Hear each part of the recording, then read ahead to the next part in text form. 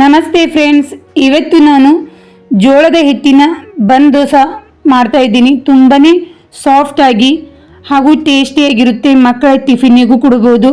ಮಾಡ್ಕೊಳ್ಳೋದು ತುಂಬಾ ಸುಲಭ. ಎಷ್ಟೊಂದು ಸಾಫ್ಟಾಗಿ ಬಂದಿದೆ ನೋಡಿ.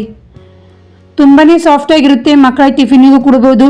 ಹಾಗೆ ತುಂಬಾ ತರಕಾರಿ ಹಾಕಿ ಮಾಡಿರೋದ್ರಿಂದ ತುಂಬ ಆರೋಗ್ಯಕ್ಕೆ ಒಳ್ಳೆಯದು. ಜೋಳದ ಹಿಟ್ಟಿನಿಂದ ಮಾಡಿರೋದರಿಂದ ಮಕ್ಕಳ ಆರೋಗ್ಯಕ್ಕೂ ಒಳ್ಳೆಯದು. ನೋಡಿ ಎಷ್ಟೊಂದು ಸಾಫ್ಟಾಗಿ ಬಂದಿದೆ ಅಂತ. ಒಂದು ಸಲ ಈ ರೆಸಿಪಿ ಟ್ರೈ ಮಾಡಿ. ಯಾವ ರೀತಿ ಮಾಡೋದು ನೋಡೋಣ ಬನ್ನಿ. ಮೊದಲು ನಾನು 1 ಕಪ್ ಜೋಳದ ಹಿಟ್ಟು ತೆಗೆದುಕೊಂಡಿದ್ದೀನಿ. ಇವಾಗ ಇದನ್ನು ಒಂದು ಪಾತ್ರೆಗೆ ಹಾಕ್ಕೊಳ್ಬೇಕು. ಇದೇ ಕಪ್ಪಿನಲ್ಲಿ ಒಂದು ಅರ್ಧ ಕಪ್ ರವೆ ತಗೊಂಡಿದ್ದೀನಿ. ಇದು ಉಪ್ಪಿಟ್ಟು ರವೆ ನೋಡಿ, ಇದನ್ನು ಹಾಕ್ತಾ ಇದ್ದೀನಿ. ಇದೇ ಕಪ್ಪಿನಲ್ಲಿ 1 ಕಪ್ ಮೊಸರು ಹಾಕೊಳ್ತಾ ಇದ್ದೀನಿ. ಅಳತೆ ಸರಿಯಾಗಿ ನೋಡ್ಕೊಳ್ಳಿ. ಇವಾಗ ರುಚಿಗೆ ತಕ್ಕಷ್ಟು ಉಪ್ಪನ್ನು ಹಾಕೋತಾ ಇದ್ದೀನಿ. ಉಪ್ಪು ಹಾಕಿದ ನಂತರ ಚೆನ್ನಾಗಿ ಮಿಕ್ಸ್ ಮಾಡ್ಕೊಳ್ಬೇಕು. ನೋಡಿ, ರವೆ ಹಾಗೂ ಜೋಳದ ಹಿಟ್ಟು ಮೊಸರು ಚೆನ್ನಾಗಿ ಮಿಕ್ಸ್ ಆಗಬೇಕು. ಅಲ್ಲಿಯ ತನಕ ಚೆನ್ನಾಗಿ ಮಿಕ್ಸ್ ಮಾಡ್ಕೊಳ್ಳಿ. ಇದಕ್ಕೆ ಇವಾಗ 1 ಕಪ್ ನೀರು ಹಾಕೊಳ್ತಾ ಇದ್ದೀನಿ. 1 ಕಪ್ ಜೋಳದ ಹಿಟ್ಟಿಗೆ 1 ಕಪ್ ಮೊಸರು ಹಾಗೆ 1 ಕಪ್ ನೀರು ಸಾಕಾಗುತ್ತೆ.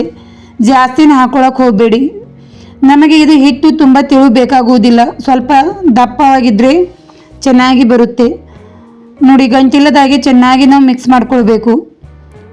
ನೋಡಿ, ಈ ರೀತಿ ಚೆನ್ನಾಗಿ ಮಿಕ್ಸ್ ಮಾಡಿಕೊಂಡ್ರೆ ಸಾಕು. ಈ ಹದಕ್ಕೆ ಇದ್ದರೆ ಸಾಕು. ಇವಾಗ ಮುಚ್ಚಳ ಮುಚ್ಚಿ 1-2 ನಿಮಿಷ ಬಿಡಿ. ಅಲ್ಲಿಯ ತನಕ ನಾವು ತರಕಾರಿ ಕಟ್ ಮಾಡ್ಕೊಳ್ಬೇಕು. ನೋಡಿ, ಇವಾಗ 1 ಸ್ಪೂನ್ ಜೀರಿಗೆ ಹಾಗೆ ಸಣ್ಣದಾಗಿ ಕಟ್ ಮಾಡಿರುವ ಉಳ್ಳಾಗಡ್ಡಿ ಹಾಕೊಳ್ತಾ ಇದ್ದೀನಿ. ಇದಕ್ಕೆ ಸಣ್ಣದಾಗಿ ಕಟ್ ಮಾಡಿರುವ ಪತ್ತಾಗೋಬಿ ಹಾಕೊಳ್ತಾ ಇದ್ದೀನಿ. ಎಲೆಕೋಸು ಜಾಸ್ತಿ ಚಿಕ್ಕದಾಗಿ ಕಟ್ ಮಾಡ್ಕೊಳ್ಬೇಕು. ಇವಾಗ ಇದಕ್ಕೆ ಗಜ್ರಿ ತುರಿದು ಹಾಕೊಳ್ತಾ ಇದ್ದೀನಿ. ನೀವು ಬೇಕಾದರೆ ಸಣ್ಣದಾಗಿ ಕಟ್ ಮಾಡಿ ಹಾಕೊಂಡ್ರೂ ನಡೆಯುತ್ತೆ. ಇಲ್ಲಿ 2 ಸ್ಪೂನ್ ಹಸಿಮೆಣಸಿನ್ಕಾಯಿ ಹಾಕೊಳ್ತಾ ಇದ್ದೀನಿ, ಸಣ್ಣದಾಗಿ ಕಟ್ ಮಾಡಿ. ನೀವು ಬೇಕಾದರೆ ಹಸಿಮೆಣಸಿನ್ಕಾಯಿ ಪೇಸ್ಟ್ ಹಾಕೊಂಡ್ರೂ ನಡೆಯುತ್ತೆ. ಹಾಗೆ ಸ್ವಲ್ಪ ಕೊತ್ತಂಬರಿ ಸೊಪ್ಪು, ಒಂದು ಅರ್ಧ ಸ್ಪೂನ್ ಅರಿಶಿನ ಪುಡಿ ಹಾಕಿ ಚೆನ್ನಾಗಿ ಮಿಕ್ಸ್ ಮಾಡ್ಕೊಳ್ಬೇಕು. ನೀವು ಇದಕ್ಕೆ ಸಿಮ್ಲಾ ಮಿರ್ಚ್ ಅಥವಾ ಕ್ಯಾಪ್ಸಿಕಮ್ ಸಣ್ಣದಾಗಿ ಕಟ್ ಮಾಡಿ ಹಾಕೊಂಡ್ರು ತುಂಬ ಟೇಸ್ಟಿಯಾಗಿರುತ್ತೆ. ಹಾಗೆ ಒಂದು ಸ್ವಲ್ಪ ಇಂಗನ್ನು ಹಾಕೊಳ್ಳಿ, ಅದನ್ನು ತುಂಬ ಚೆನ್ನಾಗಿರುತ್ತೆ. ನಾನು ಹಾಕ್ತಾ ಇಲ್ಲ, ನೀವು ಬೇಕಾದರೆ ಇಂಗು ಕ್ಯಾಪ್ಸಿಕಮ್ ಹಾಕೊಂಡ್ರು ನಡೆಯುತ್ತೆ, ತುಂಬ ಚೆನ್ನಾಗಿರುತ್ತೆ. ನೋಡಿ, ಚೆನ್ನಾಗಿ ಮಿಕ್ಸ್ ಮಾಡಿದ ನಂತರ ಗ್ಯಾಸ್ ಮೇಲೆ ಒಂದು ತವಾನಿಟ್ಟು ಕಾಯಲು ಬಿಡಿ.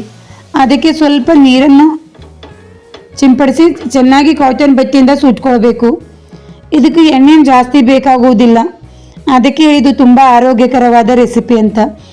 ಇದು ಮಕ್ಕಳ ಟಿಫಿನ್ನಿಗೂ ಕೊಡ್ಬೋದು. ನೋಡಿ, ಇವಾಗ ಸಣ್ಣದಾಗಿ ದೋಸೆ ಹಾಕೊಳ್ಳಿ. ಸ್ವಲ್ಪ ದಪ್ಪವಾಗಿ ಹಾಕ್ಕೊಳ್ಬೇಕು. ನಾವು ಪ್ಯಾನ್ ಕೇಕ್ ಎಲ್ಲ ಮಾಡ್ತೀವಿ ಅಲ್ವಾ, ಉತ್ತಪ್ಪಂ ಎಲ್ಲ, ಆ ರೀತಿ ಸ್ವಲ್ಪ ದಪ್ಪವಾಗಿ ಹಾಕ್ಕೊಳ್ಳಿ. ನೋಡಿ, ಇಷ್ಟೊಂದು ಹಾಕ್ಕೊಂಡ್ರೆ ಸಾಕು. ಇವಾಗ ಮೇಲಿಂದ ಒಂದು ಅರ್ಧ ಸ್ಪೂನ್ ಎಣ್ಣೆ ಹಾಕ್ಕೊಳ್ಳಿ. ಜಾಸ್ತಿನ ಹಾಕ್ಕೊಳಕ್ಕೆ ಹೋಗಬೇಡಿ.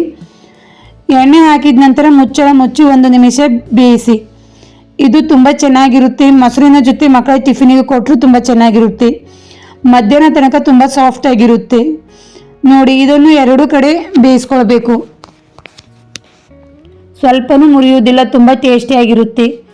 ಮಕ್ಕಳಿಗೆ ಈ ರೀತಿ ತರಕಾರಿ ಹಾಕಿ ಮಾಡಿಕೊಡುವುದರಿಂದ ತುಂಬಾ ಚೆನ್ನಾಗಿರುತ್ತೆ. ನಾವು ಜೋಳದ ಹಿಟ್ಟಿನಿಂದ ಮಾಡಿರೋದರಿಂದ ವೆಯ್ಟ್ ಲಾಸು ತುಂಬ ಚೆನ್ನಾಗಾಗುತ್ತೆ ಹಾಗೂ ಆರೋಗ್ಯಕ್ಕೂ ತುಂಬಾ ಒಳ್ಳೆಯದು. ನೋಡಿ, ಎಷ್ಟೊಂದು ಚೆನ್ನಾಗಿ ಕಲರ್ ಬಂದಿದೆ. ನಾವು ಅರಿಶಿನ ಹಾಕಿರೋದರಿಂದ ತುಂಬ ಚೆನ್ನಾಗಿ ಕಲರ್ ಬರುತ್ತೆ.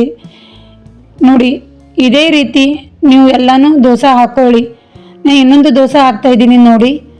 ಅದೇ ರೀತಿ ತವಾ ಮೇಲೆ 1-2 ಸ್ಪೂನ್ ಮಿಶ್ರಣ ಹಾಕ್ಕೊಳ್ಳಿ. ಇದು ಸ್ವಲ್ಪ ಗಟ್ಟಿ ಇರುವುದರಿಂದ 1-2 ಸ್ಪೂನ್ ಸಾಕಾಗುತ್ತೆ. ತುಂಬ ತೆಳು ಮಾಡೋಕ್ಕೆ ಹೋಗಬೇಡಿ, ಅಷ್ಟೊಂದು ಚೆನ್ನಾಗಿ ಬರುವುದಿಲ್ಲ. ಸ್ವಲ್ಪ ದಪ್ಪನೇ ಹಿಟ್ಟಿಟ್ಕೊಳ್ಳಿ.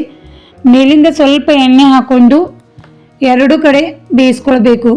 ನನ್ನ ವಿಡಿಯೋ ನಿಮಗೆ ಇಷ್ಟವಾದರೆ ಲೈಕ್ ಮಾಡಿ, ಶೇರ್ ಮಾಡಿ. ಇನ್ನೂ ನನ್ನ ಚಾನಲ್ಗೆ ಸಬ್ಸ್ಕ್ರೈಬ್ ಆಗಿಲ್ಲ ಅಂದರೆ ಸಬ್ಸ್ಕ್ರೈಬ್ ಆಗಿ. ಇದು ಕಾಯಿ ಚಟ್ನಿ ಜೊತೆನೂ ತುಂಬ ಚೆನ್ನಾಗಿರುತ್ತೆ. ಒಂದು ಸಲ ಟ್ರೈ ಮಾಡಿ ನೋಡಿ. ಎಷ್ಟೊಂದು ಚೆನ್ನಾಗಿ ಬಂದಿದೆ ಅಂತ. ಸ್ವಲ್ಪನೂ ಮುರಿಯುವುದಿಲ್ಲ. ಕಲರ್ ಅಂತೂ ತುಂಬ ಚೆನ್ನಾಗಿ ಬರುತ್ತೆ ಹಾಗೂ ಆರೋಗ್ಯಕ್ಕೂ ತುಂಬಾ ಒಳ್ಳೆಯದು. ಒಂದು ಸಲ ಮಕ್ಕಳ ಟಿಫಿನಿಗೋಸ್ಕರ ಟ್ರೈ ಮಾಡಿ. ಹೇಗಿದೆ ಅಂತ ಕಮೆಂಟ್ ಮಾಡಿ. ಮತ್ತೊಂದು ಹೊಸ ರೆಸಿಪಿಯೊಂದಿಗೆ ಸಿಗೋಣ friends. Thank you for watching. ಧನ್ಯವಾದಗಳು.